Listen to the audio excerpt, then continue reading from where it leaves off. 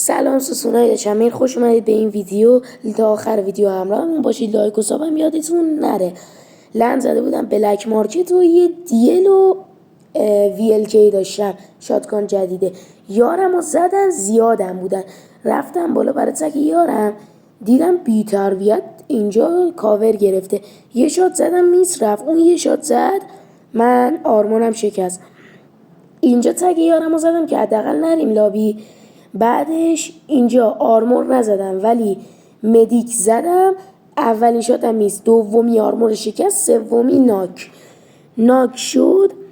تمومش کردم، اومدم برم کریمشو بردارم، دمت شدم که اینجا یهو چشم به کریم خورد. کریمو برداشتم، یه ریلود زدم، صدا پا گرفتم. اینجا رفتم برای تگ یارم که یهو دیدم بی تربیت داره از پشتم میاد. تگ یارم رو گرفتم، داشتم میزدم که اینجا اومدم از خونه بیرون، یهو یکی لند زد بغلم، گفتم دمجم نزنتم. اینجا یکی رو دیدم وان تپ شد. بعد اینجا فینیشش دادم، منتظر موندم تا اون یکی خودش بیاد سمتم که متاسفانه زرنگ بود و اون نیومد سمتم، در رفت. البته اینجا اومدم برم، یهو دیدم یکی پرید و اومدم بزنم، میس دادم. اونم از این کلاس ساعت زمان از اینا استفاده کرد. حالا اینجا شاتو شما نگاه، خدایی شاتو نگاه کن. اگر خوشگل بود لایک و سابو بکوبیدا.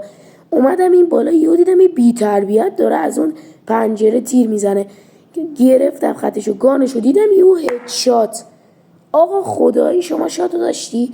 اگر خوشت اومد چنل منو ساب و این ویدیو رو لایک کن. یادت نره کامنت بذاری. خدا نگهدار.